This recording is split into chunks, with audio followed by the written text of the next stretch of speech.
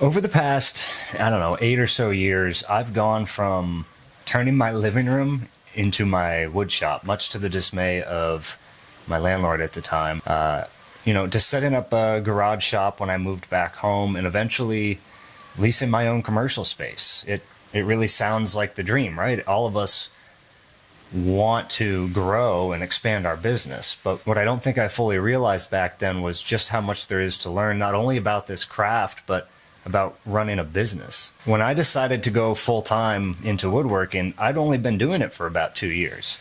The pandemic had hit, I'd lost my job, and I decided to take what I had in savings and I leased a 1,600 square foot commercial space here in town. My goal was to just grow my business. I had a small X-Carve CNC at the time, and I knew, or at least I thought I knew, what I needed to do, and that was to get a bigger CNC, the one you see sitting behind me. And I love it. I traded my 6-inch rigid joiner for an 8-inch Grizzly. I bought a bunch of lumber, and I got to work. But once the shop was ready to go, you know what the problem was? I didn't have anybody to sell to, and I didn't have anything to sell. It turned out that having more tools and a bigger space didn't automatically mean success for me. Running that shop cost me $55 a day before factoring in electricity, heat, internet, and I thought I could push through it. I really did. I gave it 2 years. I saw my grandfather and my father firsthand through the ups and the downs of running their own business, and I wanted that for myself. But I didn't have anybody. It all fell on me, from finding the clients to quoting their jobs, managing their expectations, preparing for farmers markets and other events to, supplement income, fulfilling their orders. It was a constant hustle for me, and the stress really took the joy out of it. In those 2 years, I think I paid out over $40,000 in rent and utilities, and I didn't even come close to breaking even. I had my fair share of large sales, but when you have that kind of overhead, it just adds a pressure to turn a profit. And, my rent was about $1,600 a month. It was pretty good, $1 a square foot. And it might not sound like a lot, but it was enough to make or break it for me. And the tools and the upgrades, everything that I thought was going to be bringing me a success just ended up becoming more of a burden.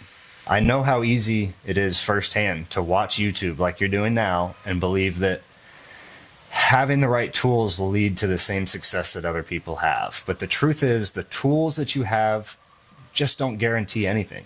Whether you're using a circular saw or a table saw, a drill and dowels or a domino, although I do miss my domino. I really wish I had that back. Nonetheless, they all do the same thing. It's just about what you're making and how you market yourself. Is the passion really there? And for me, the passion wasn't there. I was in it to make a dollar, and I had to be. Otherwise, I was going to lose everything.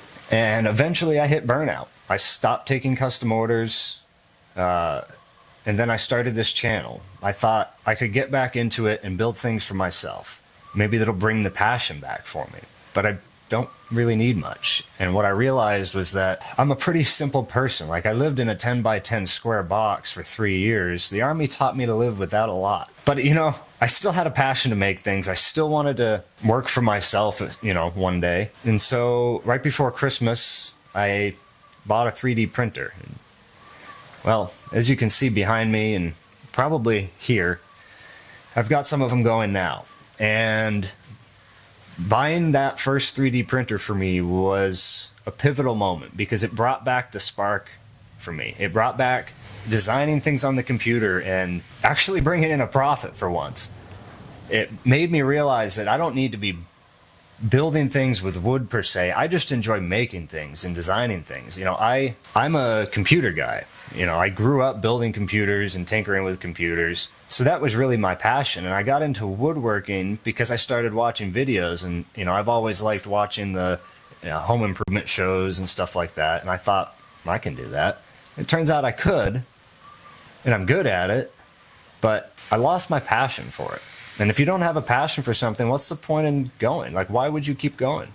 That's my philosophy. It's not to say I'll never get it back, but every time I turn on this CNC behind me, there's so much more setup that goes into it. I just want to make things. I don't necessarily want to go through the process of milling the boards, because when you put it on the CNC and you start carving, you really do need that board flat. Otherwise, it doesn't come out how it was intended. Anyway, to make a long story short, I'm happy with what I'm doing right now, and I think that's what's important. You know, I've got products on Etsy, Amazon, my own Shopify site, launching TikTok soon. We've done over 650 sales on Etsy, over 50 sales on Amazon just in the last month.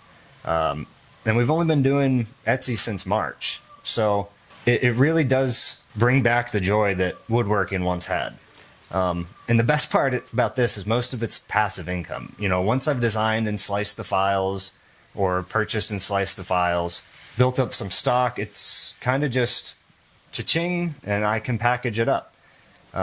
Or I'll send it to Amazon and they'll handle the rest. But for most of the lower volume products, I just keep it here because it's honestly faster and less work. You know, this setup allows me to earn an extra few $1,000s a month while still working a full-time job. You know, the first month on Amazon, we've done over $1,000 in sales, and we're continuing to grow. So I'm happy with the way things are looking for the future. Speaking of the future, what is next for the channel? Well, going forward, I plan to upload a weekly video, at least until I run out of ideas. But I'm going to be building up a backlog, because if I have to do it every week or come up with ideas, it's going to take the fun out of it.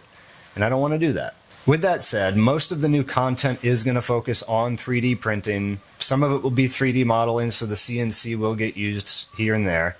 But most of it's going to be running the print farm, selling on platforms like Amazon, Etsy, Shopify, and just all things making and 3D printing, just not as much woodworking. And for those of you who came for that, if this new direction isn't for you, I totally understand. You know, I've unsubscribed for plenty of channels because they've changed, and that's perfectly fine. We all change, and nobody's forcing you to stay here. So I thank you for coming. I thank you for watching in the past. I thank everybody for the support over the years, and I hope you stick around for what's next. If you haven't seen the latest video, woodworkers, this one might be for you. We're setting up a new shop next door. Click right here to watch it now. Take care, folks.